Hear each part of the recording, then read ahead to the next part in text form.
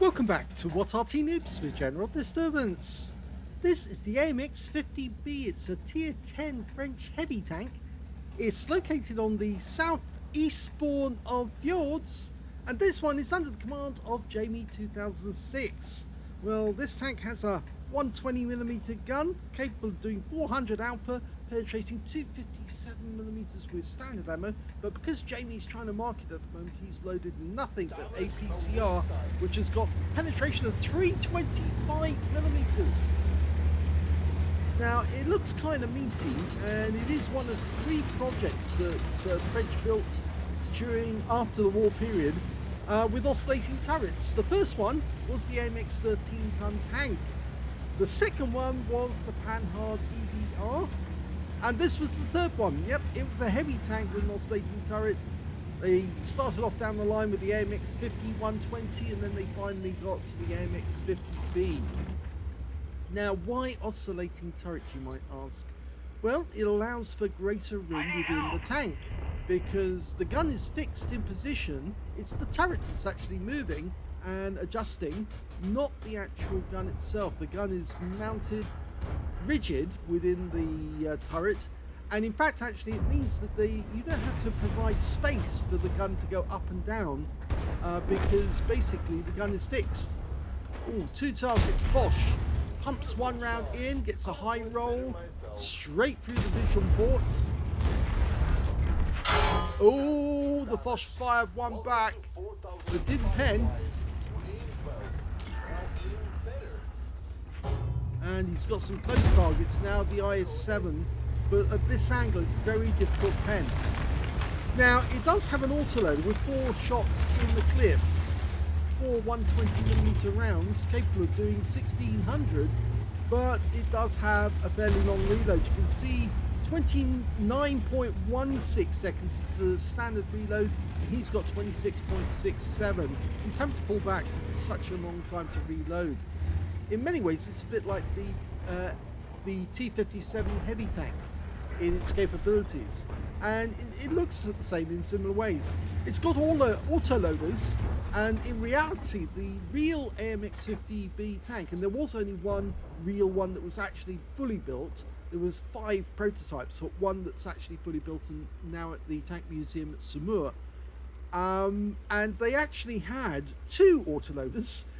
With 9 shells in each autoloader, so 18 shells in total that the AMX 50B could fire almost immediately. So it wasn't a case of it had to sit around and wait for the reload to go through. You can see that round that actually hits him is a heat round. Pumps 1 into the side of the Object 268 version 4. He's not going to be happy about that. So in actual fact, yes, it didn't have to wait. It could just pump in those rounds, and very, very quickly it could fire out 18 rounds. Now, the other thing was that the crew, there was 4 crew, and 3 of those crew members effectively count as loaders. Would you believe that? So, although they're not actually all loaders, they've got other jobs, but yeah, he has to duck back into cover, because otherwise that Type 5 will have a round into him, and you have to be careful, so careful. I've seen so many tanks flip off this sidewalk here. Not a great place to be.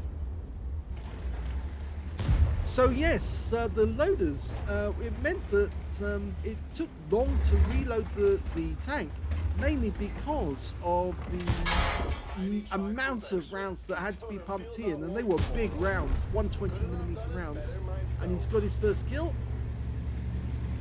So they were big rounds, and there was a lot of them to pump in, and so it did take the crew quite a long time to load the mags. And that's why it's down in the game as 26 or 29 seconds for the total reload. Good dismount there. Managed to get off without actually flipping over. He's still yet to suffer any real loss of hit points. Now, the other thing, of course, is this tank does have a fairly low hit point pool for what it actually is.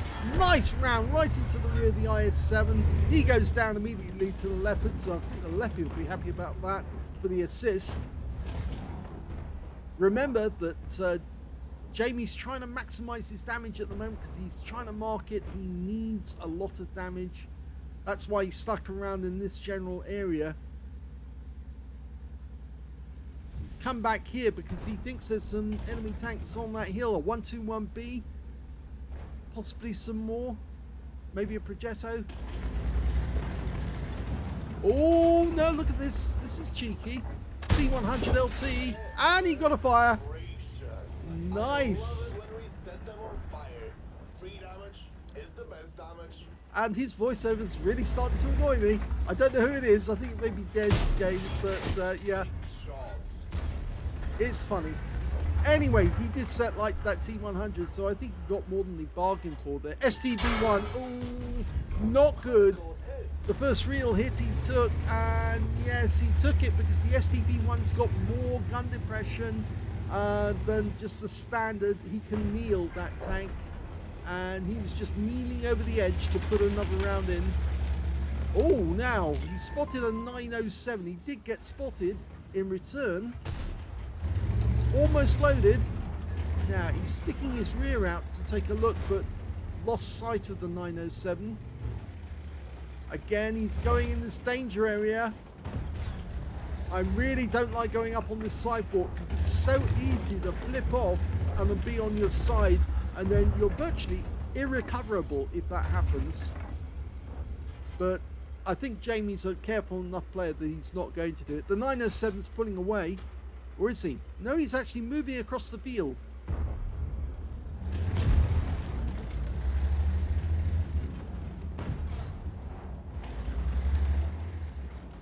The enemy's still pushing, but they're not getting very far. Oh, the STB1 comes into sight. Oh, whoa, whoa, whoa, whoa, whoa, whoa.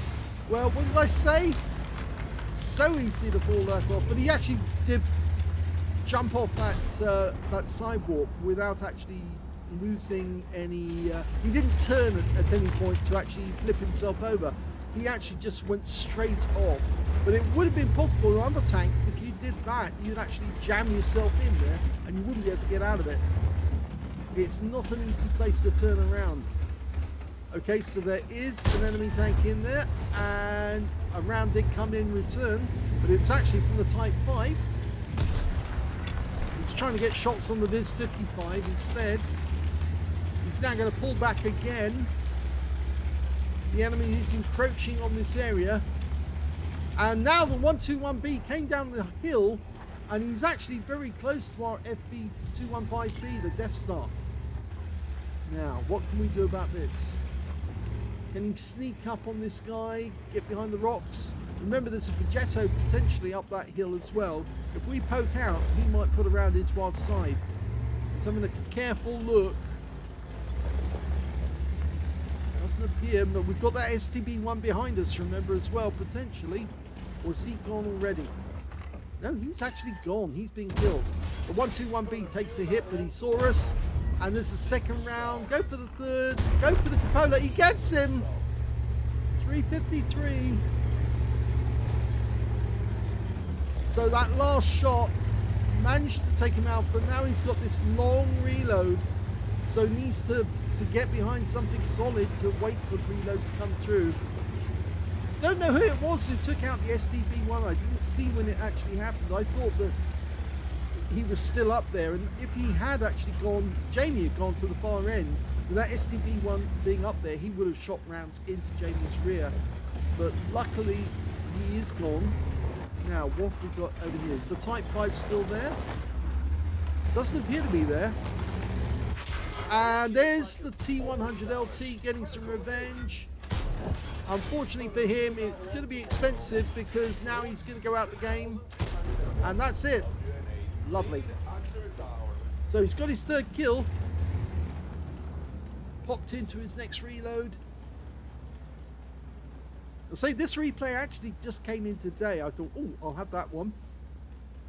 Every now and then I will do replays which are only very recent that I've picked up from the What Arty Noobs not Arty related page.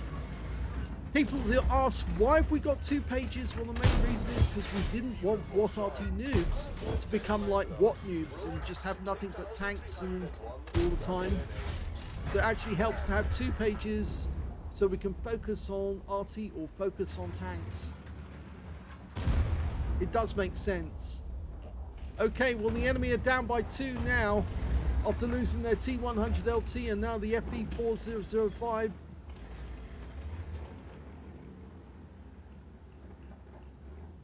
I think Jamie's probably thinking about going and getting that Viz 55. If he drives across this gap area here, he will get proximity spotted. But now that Viz 55 is in a bit of a pickle. Jamie's got 10 degrees gun depression and now he can shoot down on top of the Viz 55. And the Viz 55, well, he's doing his best, but he's out the game. He was beaten by somebody who had the better position. And that means now there's only 2 enemies left. It's the 907 and the Progetto 65. Progetto 65 has very thin armor. The 907, well, they're difficult to kill. But he is actually at this moment trying to engage multiple of our tanks. And he's gone. Which means now it's only the Progetto, who was last seen in this side of the map. So Jamie, being thorough, is probably going to drive up there and see if he can find him. With 4 kills now and 7,000 hit points of damage, he might have a chance of having the high caliber. Pretty good chance.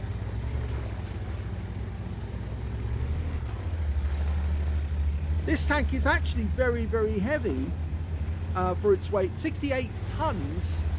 The weight of the AMX 5120 just kept getting higher and higher all the time, and the French couldn't improve the horsepower. And there's the Progetto, he's been spotted. So we're going up the wrong side of the rock, unfortunately. It looks like the 277 is going to get him. But eventually, they built this tank, and it would have been superb tank for ramming, given the weight and speed at which it goes, 65 kilometers an hour. And that's it, the game's over. They got the Progetto, and the kill goes to the 277. So well done to Jamie. Here's the end of battle stats, and that was an ace tanker game for Jamie2006 in the AMX 50B. He managed to get a fighter badge for getting at least 4 kills. He got 4 exactly, as well as a spotter badge for spotting at least 1,000 hit points of damage for his team, as well as a fire for effect for doing more damage than hit points for his own vehicle, and a bruiser medal for getting at least 5 critical hits. In fact, he ended up with 10. He did get the high caliber in the end. Yes, he did huge amount of damage. 9,525 was the win rate, which is super unicum and quite a bit more. So let's have a look at the team score and see where he was. Well, he got 7,010 hit points of damage. The next highest scorer in the game turned out to be the 907, those difficult to kill reward tanks. 5,425 hit points went to that guy, and he picked up a Confederate. 4,832 went to the Progetto 65 in the end. So I presume he was doing a fair amount of sniping, because he got a tank sniper, and that's how people never saw him or where he was. When it came to kills, yep, he got that one. 4 kills as well. 3 kills went to the 277 and the Progetto. And when it came to base XP, he got that one as well. So he's got the top in all 3 columns. 1,268 went to Jamie2006. 1,084 went to the Object 277. And those are the only 2 players who managed to get over 1,000 base in the game. He fired 25 rounds in that game. Got 23 direct hits on the enemy and 18 penetrations. Didn't always pen, but then he was trying to get some difficult spots sometime. 7,010 hit points of damage, of which 1,695 were at more than 300 meters. So most of the damage was actually done at very close range.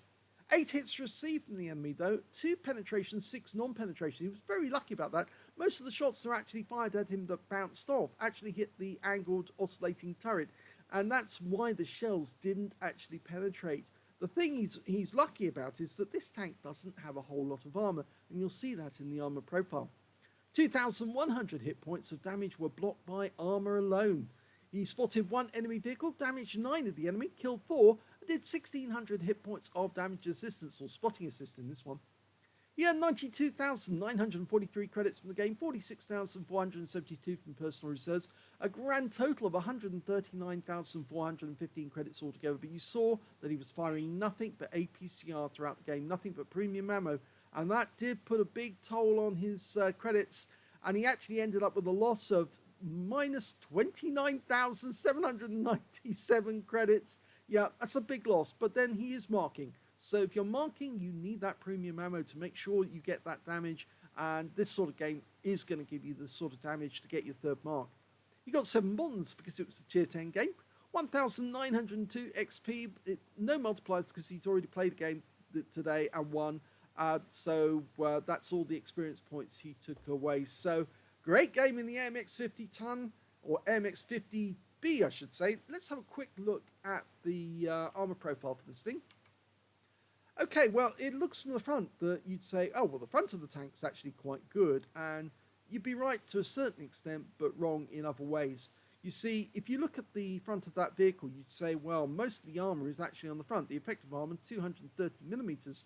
With all the angling you've got going on around there, it beefs the total armor up. But actually, the hull is fairly weak. As you can see here, the shoulders of this thing is only 50 millimeters. And any enemy worth their salt is going to know that all they have to do is pump the shells into these shoulders, and the rounds will go through. What you're hoping to do is actually only show the enemy the top of your turret, the oscillating part of the turret.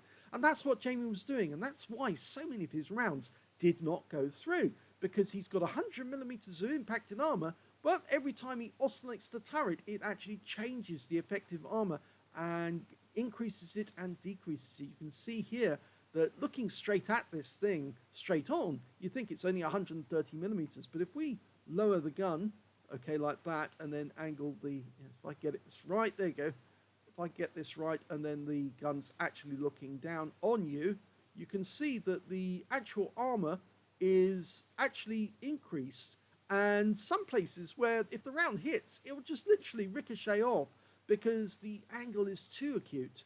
Even though it's only 100 millimeters of armor, the effective armor's gone up tremendously. So it does depend on how you're angled at the enemy, and that's exactly what Jamie was doing. He was making it very, very difficult for that Foch to get around into him, and in fact he blocked a shot for 750 simply because the Foch could not pen him. And even then I think the Foch was firing heat rounds and it still didn't go through. In fact, he just hit the mantlet, and of course, as you can see here, the mantlet's the worst place to hit because it's so strong indeed, and that's why he withstood that shot. If we look at the live model, again, I'll take this back to normal so it looks normal. And again, you can see the front of the vehicle there is very, very strong. It's very strong because it's very good for ramming this tank. You can easily ram enemy tanks and take them out that way, almost like you could with a KV-5. And again, you can see the armor on the oscillating turret.